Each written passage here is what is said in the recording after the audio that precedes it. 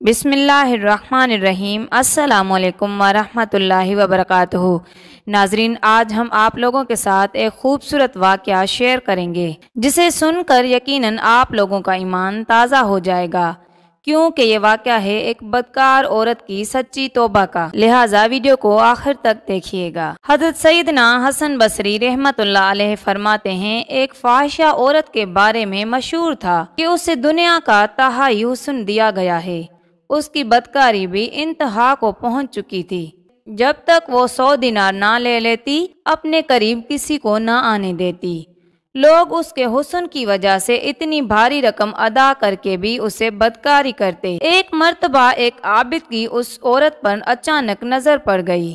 اتنی حسین و جمیل عورت کو دیکھ کر وہ عابد اس کے عشق میں مبتلا ہو گیا اور اس نے ارادہ کیا کہ میں اس حسین و جمیل عورت کا قرب ضرور حاصل کروں گا۔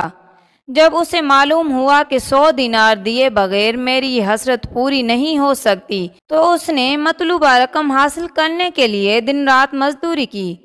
کافی تنگ و دستی کے بعد جب 100 دینار جمع ہو گئے تو وہ اس بدکار عورت کے پاس پہنچا اور کہا، اے حسن و جمال کی پیکر، میں پہلی ہی نظر میں تیرا دیوانہ ہو گیا تھا۔ تیرا قرب حاصل کرنے کے لیے میں نے مزدوری کی اور اب 100 دینار لے کر تیرے پاس آیا ہوں۔ یہ سن کر اس فاحشہ عورت نے کہا، اندر آ جاؤ۔ جب وہ عابد کمرے میں داخل ہوا تو دیکھا کہ وہ حسین و جمیل عورت سونے کے تخت پر بیٹھی ہے۔ اس نے عابد سے کہا، میرے قریب آؤ اور اپنی درینہ خواہش پوری کر لو۔ میں حاضر ہوں، آؤ میرے قریب آؤ۔ وہ عابد بے تاب ہو کر اس کی طرف بڑھا اور اس کے قریب تخت پر جا بیٹھا۔ جب وہ دونوں بدکاری کے لیے بالکل تیار ہو گئے تو اس عابد کی سابقہ عبادت اس کے کام آ گئی اور اسے اللہ تبارک و تعالی کی بارگاہ میں حاضری کا دن یاد آ گیا۔ بس یہ خیال آنا تھا کہ اس کے جسم پر کپ کپی طاری ہو گئی، اس کی شہوت ختم ہو گئی اور اسے اپنے اس فعل بد کے ارادے پر بڑی شرمندگی ہوئی۔ اس نے عورت سے کہا، مجھے جانے دو اور یہ 100 دینار بھی تم اپنے پاس رکھو، میں اس گناہ سے باز آیا۔ اس عورت نے حیران ہو کر پوچھا، آخر تمہیں کیا ہوا؟ تم تو کہہ رہے تھے کہ تمہارا حسن و جمال دیکھ کر میں دیوانہ ہو گیا ہوں اور میرا قرب حاصل کرنے کے لیے تم نے بہت جتن کیے۔ اب جب کہ تم میرے قرب میں ہو اور میں نے اپنے آپ کو تمہارے حوالے کر دیا ہے، تو اب تم مجھ سے دور بھاگ رہے ہو۔ آخر کس چیز نے تمہیں میرے قرب سے منع کیا ہے؟ یہ سن کر اس عابد نے کہا، مجھے اپنے رب سے ڈر لگ رہا ہے اور اس کا خوف تیری طرف مائل نہیں ہونے دے رہا۔ مجھے اس دن کا خوف دامن گیر ہے جب میں اپنے پروردگار کی بارگاہ میں حاضر ہوں گا۔ اگر میں نے یہ گناہ کر لیا تو کل بروز قیامت اللہ کی ناراضگی کا سامنا کس طرح کر سکوں گا؟ لہٰذا اب میرا دل تجھ سے اچاٹ ہو چکا ہے، مجھے یہاں سے جانے دو۔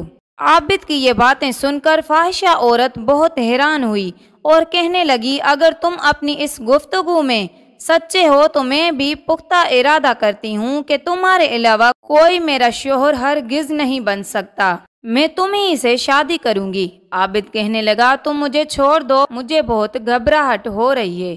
عورت نے کہا، اگر تم مجھ سے شادی کر لو تو میں تمہیں چھوڑ دیتی ہوں۔ عابد نے کہا، جب تک میں یہاں سے چلا نہ جاؤں اس وقت تک میں شادی کے لیے تیار نہیں۔ عورت نے کہا، اچھا ابھی تم چلے جاؤ، لیکن میں تمہارے پاس آؤں گی اور تمہیں سے شادی کروں گی۔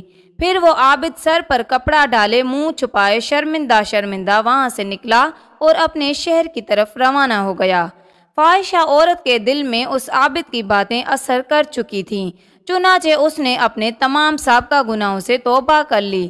پھر اس نے اپنے شہر کو خیر آباد کہا اور اس عابد کے بارے میں پوچھتی پوچھتی بالا آخر اس کے گھر پہنچ گئی۔ لوگوں نے عابد کو بتایا کہ فلاں عورت تم سے ملاقات کرنا چاہتی ہے۔